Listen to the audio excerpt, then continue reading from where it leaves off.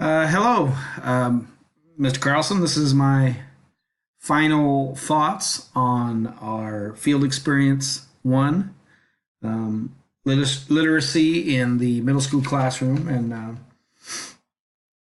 you have asked us to relate in some ways what are some of the things that have been most rewarding for me. And although the interactions with actual administration and Mr. Poolnow, my mentor teacher, um, I would still say it's the same um, answer I would have given before I had the class, and that is it's students. I loved interacting with the students and and hearing their mind about things and shaking them up so that they would express things that maybe they wouldn't have thought of otherwise. So I like the chance that we had to co-teach, and I like the chance that I had to teach. And then since the last time we had a reflection, I did this. I played Stump the Chump with my students, and in this game, they get to ask me any question that they have learned throughout the year in history, and I have to answer it, or I throw them a piece of candy. Now, the one of the rules was that you had to have your books closed, your Chromebooks closed, and they had to know the answer to the question. But that's it. I thought it was, since I had this bright red suit that's a really crazy cut. It's a zoot suit, and my yellow shirt, which is the school colors. I wore them together, and the vice principal had to look at me with total envy. But also during, I kind of related this, but I came up with the ideas for that other co-teaching experiment where I would have them write what innovations they thought of that happened during the Industrial Revolution. They would write them on sticky notes, put them on a wall, and then we'd pull ones off and read them and decide if they were innovations of the Industrial Revolution and what value we thought they had. So anyway, this was really good, really went over well.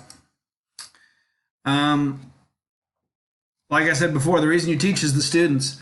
This is my second period science class for when I had the long term in California. These kids had not had a teacher that would stick with them. They had other people who attempted to do long terms. They quit. The regular teacher had quit, and there are some ideas that maybe she quit because of stress, but nonetheless, once I told the kids if they were fair to me, I'd be fair to them and give them a science class and give them labs and everything else. They responded really well, and they made it definitely an impression on me on how to on really well how to approach students. It's more, you approach them more equitably. So many experiences on that. A little on inclusive teaching. I last year before I left and still as a substitute, they brought me in and out of the department or the section of math teachers who taught supplemental math. And so these not only taught SPED students, exceptional students, but they also taught students who were just having trouble keeping up with math. And so I had a chance to confer with them a lot. Now, the teachers at Sparta Middle School, the specialists, I didn't get a lot of connection with.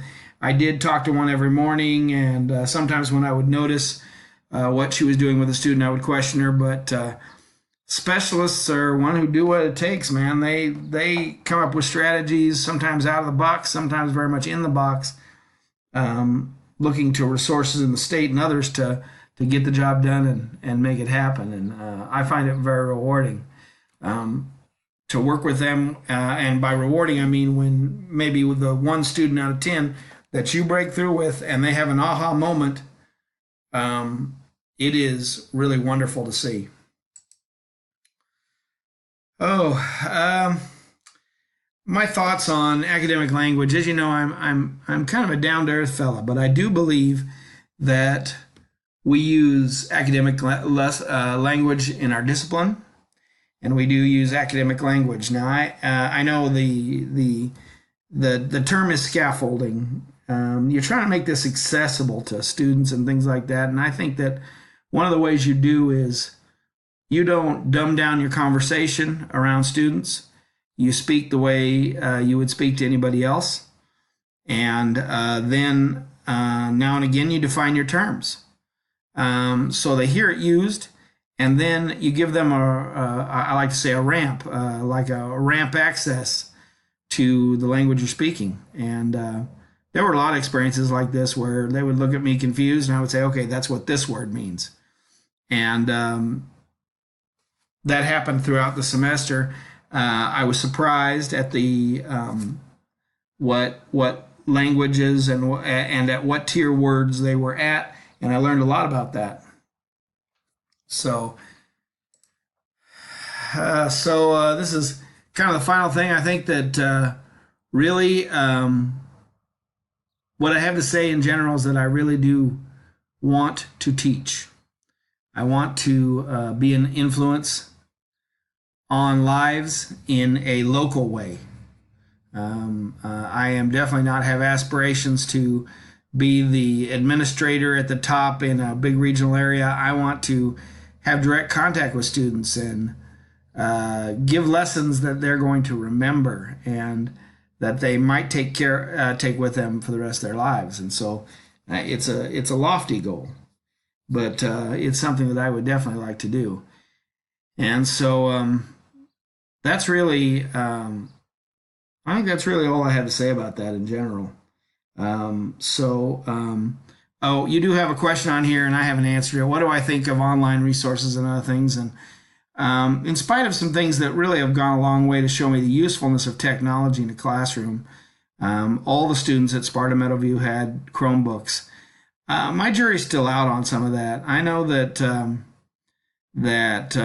Steve Jobs and I heard that also Mark Zuckerberg sent their children to schools that were Montessori non-technical, that they really didn't allow cell phones. They didn't integrate those into their classroom and computers and things because of the dangers of addictions for young people. And so anyway, the dopamine reactions and other things. That's what I heard, and I'm still looking into that, but the jury's still out. So thank you for being my professor, and I hope you've enjoyed this crazy slideshow.